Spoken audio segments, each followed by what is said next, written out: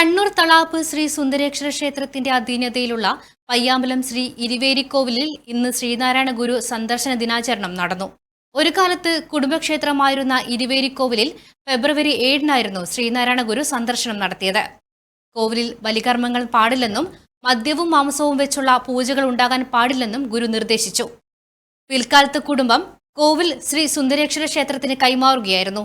ഇന്ന് രാവിലെ 10 മണിക്ക് ഗുരുപൂജ നടന്നു.